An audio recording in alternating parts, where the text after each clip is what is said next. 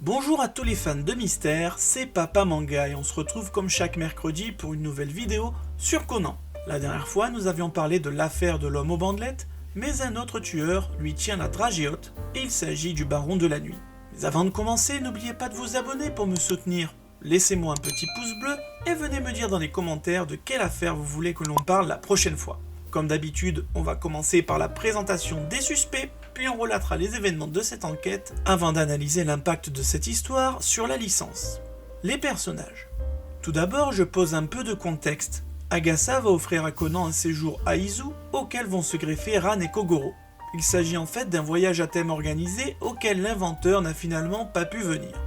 10 personnes formant 6 équipes doivent découvrir l'identité de l'organisateur. L'équipe qui y parvient se voit offrir les frais de séjour, en plus de gagner un logiciel. Les invités reçoivent la liste des participants et leur numéro de chambre. De plus, l'organisateur se déguisera de temps en temps en baron de la nuit pour pimenter ce jeu de piste. Allez, c'est parti. L'inspecteur Sango Yokomizo est un personnage récurrent de la série. Il apparaît pour la première fois dans le chapitre 59 et dans l'épisode 43. Il a un frère jumeau du nom de Jugo qui exerce la même profession. C'est un admirateur de Kogoro l'endormi et il est plutôt doué dans son travail. C'est un des rares policiers à faire tout de suite confiance à Conan et qui prend en compte ses remarques. Il a par contre la mauvaise habitude de fixer de près les suspects et de parler fort, ce qui les agace. Le baron de la nuit est un personnage inventé par Yusaku Kudo. Dans ses romans, il peut tuer pour arriver à ses fins. C'est une version maléfique de Kaito Kid, il fera de nombreuses apparitions dans cette affaire. Voici maintenant la liste des suspects. Shiro Kono est un employé de banque et occupe la chambre 2002, il a l'air de donner beaucoup d'importance aux détails. Tokyo Ebara est un programmeur dans la chambre 2101 qui semble être très porté sur la boisson. Genichiro Kaneshiro est le directeur d'une entreprise informatique accompagné par une de ses employées dans la chambre 2001, Shizue Hayashi. Il serait aveugle. Une autre chef d'entreprise c'est Hideko Kamijo qui a une boîte dans la création de logiciels dans la chambre 2102. Enfin, il y a Satoru Maeda à la faculté d'informatique, accompagné par sa fiancée professeure de mathématiques, Akiko, dans la chambre 1901. Satoru est connu de Ran car il a été champion de karaté du Japon il y a 6 ans. C'est d'ailleurs ce qui lui a donné envie de devenir karatéka. Quant à Akiko, elle est jalouse par nature et a l'air un peu froide. Il est maintenant temps de résumer cette affaire. À peine arrivé à l'hôtel, Kogoro est interrogé par Shiro qui lui demande s'il est le baron de la nuit. Tous les participants sont dans le hall et se demandent qui est l'organisateur. Kogoro, agacé par la situation, part s'isoler dans sa chambre. Ebara en profite pour mettre une main en fesse de Ran et c'est là que Satoru intervient pour la défendre, ce qui rend sa fiancée jalouse. Après l'avoir remerciée, elle va expliquer que son père est un détective, ce qui suscite chez tout le monde une vive réaction. De retour dans leur chambre, ils expliquent à Kogoro que s'il trouve qui est le baron, le séjour sera entièrement pris en charge, ce qui le motive à participer. Avec Ran, Conan part sur le balcon et plonge dans ses réflexions. Il ne comprend pas pourquoi les invités ont si vivement réagi en apprenant que Kogoro était un détective, car il ne s'agit que d'un jeu de piste après tout. Ensuite, il ne s'explique pas pourquoi un regard rempli de haine a pu être jeté à leur encontre quand ils sont montés vers leur chambre. Ran décide d'aller faire les magasins tandis que Conan reste seul sur le balcon. Il a en effet un mauvais pressentiment concernant le logiciel qui est à gagner, mais quelqu'un l'extirpe de sa pensée en s'approchant de lui. Il s'agit du baron qui va le pousser dans le vide. Heureusement, notre héros tombe dans la piscine de l'hôtel et il retourne immédiatement dans sa chambre, d'où le baron s'est déjà échappé. Il apparaît évident que quelqu'un fait cela afin de faire peur à Conan en pensant qu'il en avertirait Kogoro qui, pris de panique, partirait avec sa famille. Si le but est d'éloigner un grand détective, il s'agit plus que d'un simple jeu de piste.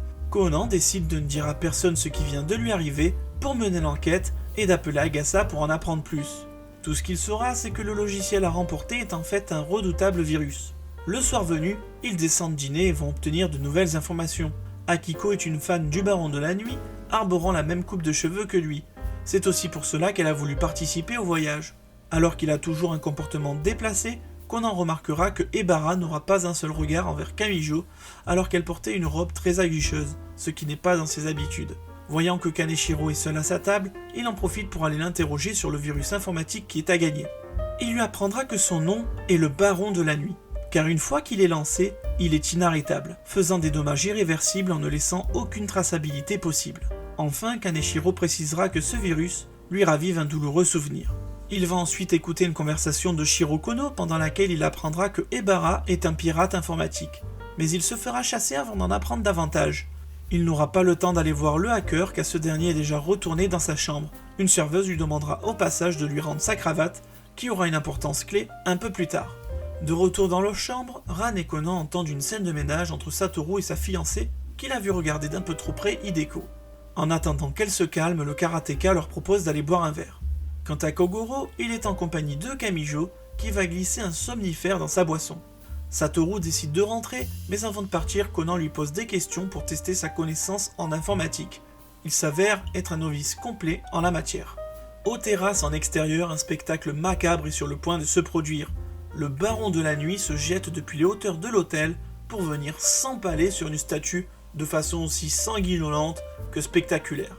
Évidemment, Conan a tôt fait de rejoindre les lieux du crime, où l'inspecteur Yokomizo est déjà présent. Il va découvrir que la victime est le hacker, Tokyo Ebara. Notre détective remarquera qu'il n'a qu'un gant et que sa cravate est étrangement nouée. Yokomizo décide d'aller solliciter l'aide de Kogoro, qui est au bar. Et en partant, notre héros verra que la mort de Ebara affecte énormément Kamijo. Une fois sorti de sa torpeur, Kogoro part avec tout le monde inspecter la chambre de la victime, qui était fermée de l'intérieur.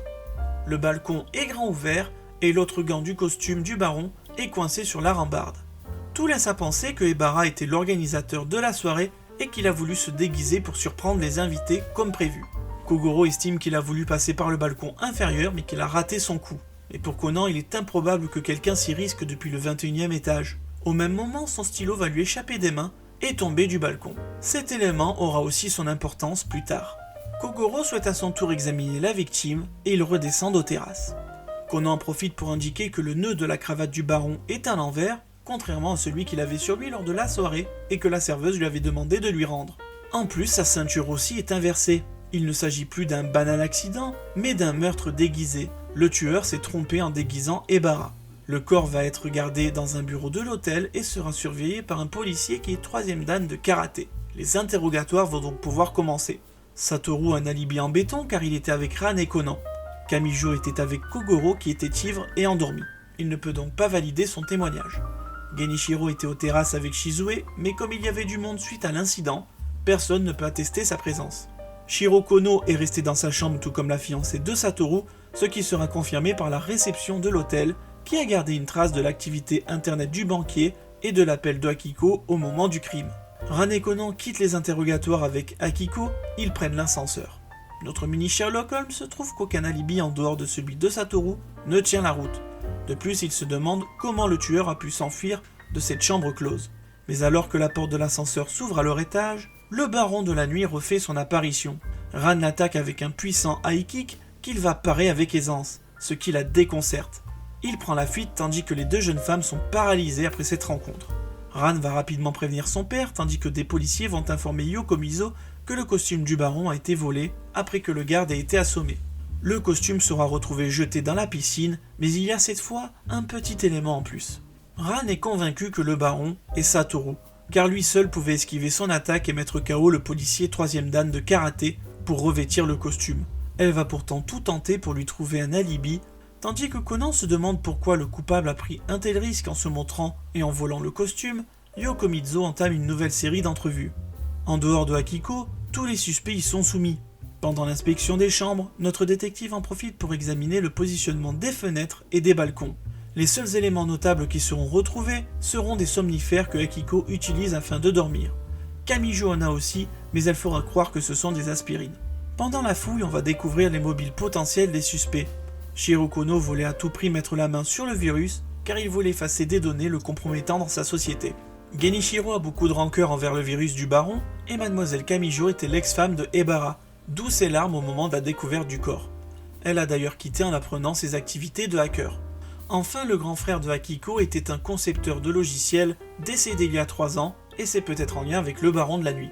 Conan part vadrouiller un peu dans les couloirs où il va voir les experts du laboratoire, qui vont apercevoir un bout de ruban adhésif sur la fermeture coupée de la porte. Cet élément va aider notre héros à comprendre le stratagème qui a permis au tueur de faire une chambre close.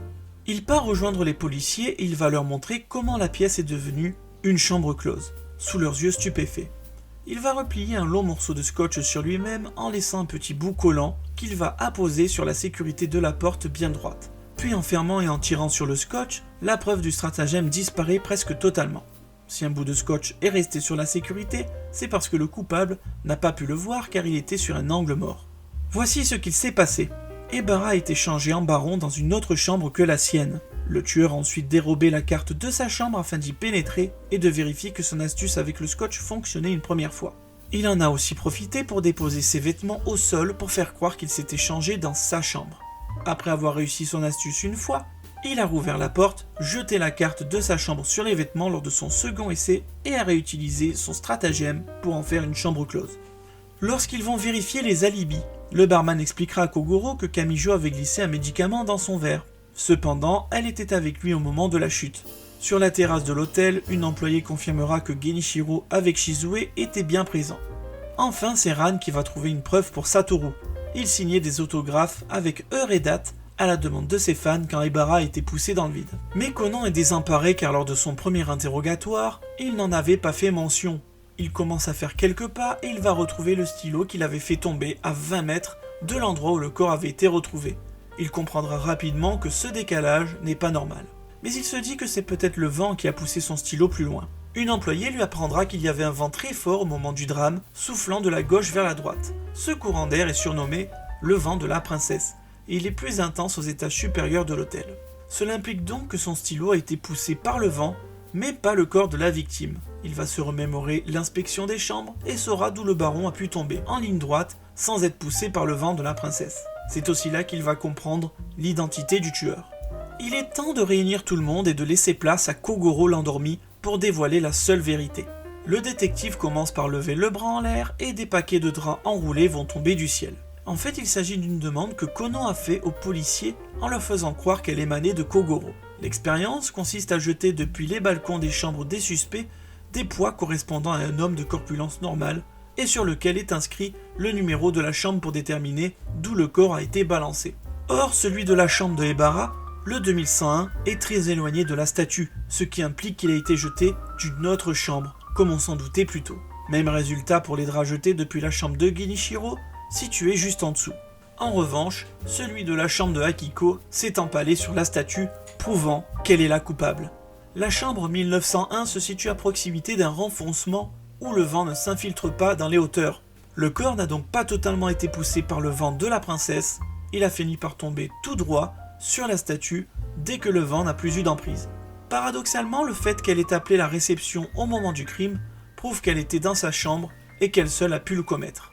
Le baron que Ran, Conan et Akiko avaient croisé, c'était Satoru qui avait dérobé le costume pour que les soupçons portent sur lui plutôt que sur sa fiancée, dont il savait la culpabilité. En effet, en fouillant dans ses affaires après le drame, il a découvert la perruque du baron de la nuit, qu'elle n'avait pas fait porter à Ibarra car il avait déjà une coupe au carré. C'est aussi pour cela qu'il s'était gardé de donner un alibi et que l'on a retrouvé le petit élément en plus dans la piscine, la perruque. Akiko ne niera pas, elle confirmera être l'assassin. La raison de son mobile avait été partiellement révélée. C'était une vendetta pour son frère. Ibarra avait hacké un logiciel qu'il avait créé afin de le revendre. Après avoir sûrement fait faillite, il avait mis fin à ses jours en se défenestrant. C'est là qu'Akiko a eu l'idée d'organiser ce voyage dans le but d'attirer le pirate avec la promesse d'obtenir le fameux virus, le baron de la nuit, programme qui selon elle n'est qu'une légende urbaine. Ensuite, elle lui a fait croire qu'elle savait où il était et l'a invité dans sa chambre. Elle lui a fait boire un somnifère, la déguiser, en transformer sa pièce en chambre close et le balancer dans le vide. Tandis qu'elle se donne des airs froids et détachés afin que Satoru l'oublie, le karatéka déclare qu'il attendra patiemment son retour, concluant de façon douce amère cette terrible affaire. Concernant les autres personnages, Satoru sera entendu pour rétention d'informations capitales. Kamijo avait endormi Kogoro afin de lire ses notes et découvrir qui avait le virus, son but étant de lui trouver un antivirus fiable. Genichiro était là pour des raisons bien plus frivoles. Au final, le baron de la nuit a supprimé un logiciel douteux qu'il appréciait. D'ailleurs, il prétendait être aveugle afin d'endormir la méfiance des autres participants. Allez, on est parti pour déterminer l'impact de cette affaire. Pourquoi fait-elle partie des favorites chez les fans de la licence? À l'instar de l'histoire du Luxury Liner et de l'homme aux bandelettes, le mystère du baron de la nuit s'étoffe sur 6 chapitres avec une multitude de suspects, ce qui la rend particulièrement dense. De plus, comme je vous l'ai expliqué avec ma précédente vidéo, les personnages qui sont masqués sont dotés d'une aura particulière, les rendant particulièrement attrayants. Le look du Baron de la Nuit n'est ici pas sans rappeler celui de V pour Vendetta ou encore celui du fantôme de l'opéra dans Kindaichi. Mais surtout, c'est la seconde fois que le personnage apparaît, puisqu'il était déjà apparu dans le volume 5 de Détective Conan. Ce personnage, issu de l'imaginaire de Yusaku Kudo, permet aussi de confirmer son statut dans la culture populaire de la série, ses romans ayant un succès planétaire et étant connus par tout le monde. Cette enquête s'inscrit aussi dans la grande lignée des morts spectaculaires du manga, avec un joli geyser de sang lorsque la victime finit empalée. Mais ce qui est particulièrement plaisant, c'est que le mystère n'est pas évident à résoudre. Gosho Oyama s'amuse à parsemer des fausses pistes, nous laissant souvent imaginer que le coupable est quelqu'un d'autre, notamment en utilisant Ran comme le catalyseur de tous nos doutes. Et il faut admettre que la surprise est de taille, il était difficile d'imaginer que le meurtrier serait Akiko, surtout quand le baron apparaît devant elle. Quand la vérité éclate au chapitre final, on a la gorge un peu serrée. Satoru était prêt à se faire arrêter à la place de sa fiancée, et en plus, il va attendre son retour malgré le crime odieux dont elle s'est rendue coupable, prouvant que la frontière entre le bien et le mal est parfois bien mince. Je dirais aussi que le rythme dans ces chapitres est exemplaire. Il y a une juste dose d'action, de suspense et la présentation de la conclusion de Conan avec les chutes des draps attachés, c'est du grandiose en termes de résolution. Enfin, le petit plus de ce dossier, c'est le virus du Baron de la Nuit. Loin d'être une légende urbaine, c'est lui qui effacera toutes les données durement récupérées par Conan dans la disquette de Hirota dans le volume 19, soit 3 ans après la publication du volume 8. Ceci empêchera Conan et Aibara de récupérer de précieuses informations sur l'organisation, mais ce ne sera que partie remise. Nous en avons terminé avec le Baron de la Nuit, il ne me reste plus qu'à vous dire à bientôt pour une future vidéo sur notre détective préféré.